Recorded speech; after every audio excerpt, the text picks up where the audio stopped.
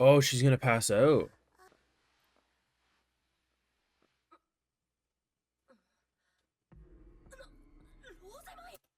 Oh no.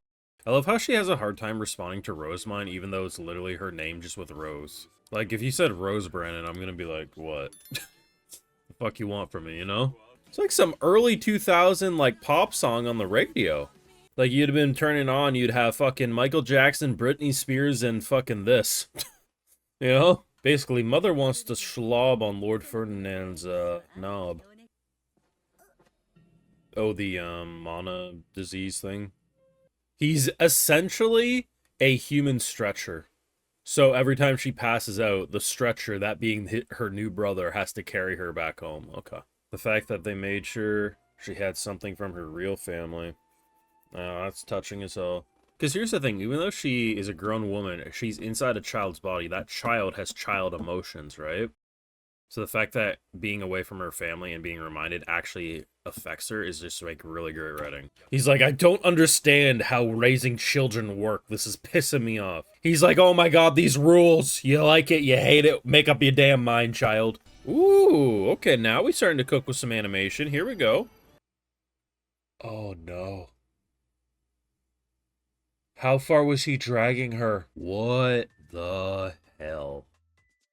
Those are just some of my highlights. Won't catch a full live reaction, head on to the Patreon. But what the fuck? We got a lot to discuss this week. Okay, walking into this episode, I thought to myself, listen, our girl Myne has been through a lot, right? She's seen a lot of things, had a lot of bad things happen.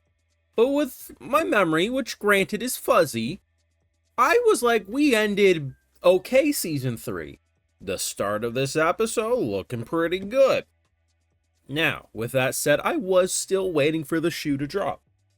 I was accepting what was in front of my eyes, which granted was not this, but I was like, there's gonna be some human that's gonna cause a ruckus, because we are humans, we fucking suck, we find a way to fuck things up. But I'm expecting an adult, because that's typically how it goes. When this little shit makes us leave our adoption ceremony because we want to go play, I will admit, for a brief moment, I was a little concerned. Mainly because I saw the wear and tear in her face, and early into the episode, they remind you that, hey, she passes out very easily because of her mana disease, right? But, you know, I'm figuring when this happens, okay, he's going to immediately realize. He'll probably either do a couple different things. Leave her there, pretend like he had nothing to do with it, which would be bad. But hey, drama, that could be fine. He might just like, yeah, I'd try to drag her and maybe cause a bit of an injury, but eventually he'll give up, right? But then there was the third option. And I didn't pay it much mind. But the third option I realized is that he just did it for fucking who knows how long. Listen, to drag a little girl's face. Now, this isn't cement, right? Like, this is what, marble flooring with a carpet. Now, I'm not sure what the nobles' carpets are made out of. But right now, I'm thinking it's made out of fucking sandpaper, because we know she's frail, okay? Let's add, you know, like, human health bar here, her health bar here, right? Maybe, you know how some people have a bad pain tolerance? They stub their toe, they act like it's the end of the world? Maybe she damages easily. How fucking... To drag... She's gonna look like fucking Two-Face when she wakes up. The only silver lining is Ferdinand did end up healing her face from crying with his like handy dandy bracelet, so maybe it's not impossible to fix her face up. But what the fuck? Holy shit, I was not expecting that. That's some bullshit. Keep in mind, this is the face of that bloody carpet. You're gonna have fucking bones sticking out of her goddamn cheeks, man. That ain't cool. That ain't cool at all. Now, there was this very emotional moment that wasn't brutal, where she gets a hair clip pin, I don't know, a brooch, something. It's a thing for her hair, damn it, made by her family. And it was this very emotional scene for her, and I really liked what they did, because the thing that's a really interesting dynamic when it comes to Myne and Ferdinand is that his heart's always in the right place.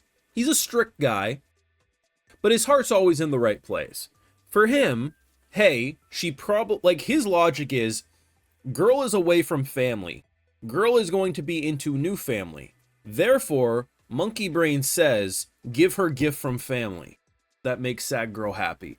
That's like the Oonga Boonga action for his empathy. Every stage of that thought process is correct. The issue is he doesn't know the finer details of a little girl's mind, or really the minds of humans in general, right? So he doesn't prepare for the fact that by doing this on the very emotional day, she's going to be a nervous wreck and an emotional wreck because I'm doing nice thing. Okay, this made you cry. I'll never do what I thought nice thing because nice thing is actually bad thing. That is the level of complexity going on in this man's, because heart in the right place, but he doesn't understand the inner workings. No, the correct path forward is you give this to her much earlier in the day or potentially the previous day so she has enough time to emotionally recover. Not an hour out from the game, you know? Heart in the right place, didn't actually do anything wrong, learning experience, but the way he's like, I'll just never do this again, and she's like, you son of a bitch, you're a it's like, okay, women, am I right, Ferdinand? But no, like, you kind of fucked up. It was a fuck up that doesn't make you a shitty person, but Jesus, this is why you're my favorite character. You never know what you're doing, and that's just fucking brilliant. Now, here's the big thing. We have a new studio for Season 4 Bookworm. What studio has taken over production? I'm not sure why. Maybe the other studio couldn't come back. I'm not sure why. Like, they've done it for 3 seasons, and now it's a different studio. But it's good. It looks good. Now, overall, up until the ceremony, I thought to myself, it just looks like Bookworm. The art style feels pretty damn identical. Maybe it's a bit sharper. But in general, it moved and looked like a Bookworm episode. Up until the ceremony. Now, I do think there's probably arguments to be made. It's a more consistent looking episode, and potentially there was more minor movements throughout the episode, which we didn't have. Because if memory serves, first couple of seasons of Bookworm, I didn't really have issues with season 3 personally, but the first couple of seasons, yeah, there was like a lot more stiff shots.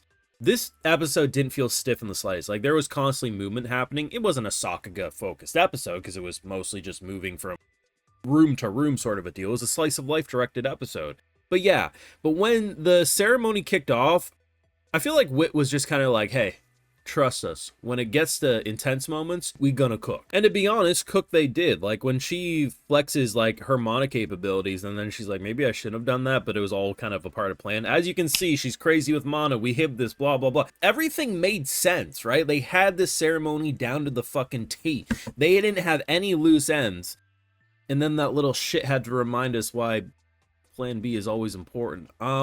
If she has to go back, because the way she talks is that, like, if it failed, but if she gets, like, dragged back, oh my god, I don't know.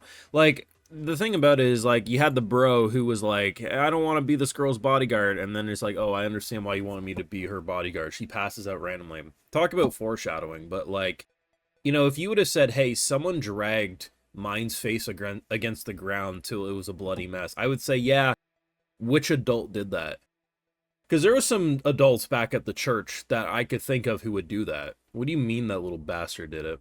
I don't know. 10 out of 10 return, but what the fuck? The disrespect, evil nature of that episode's ending has left me shook.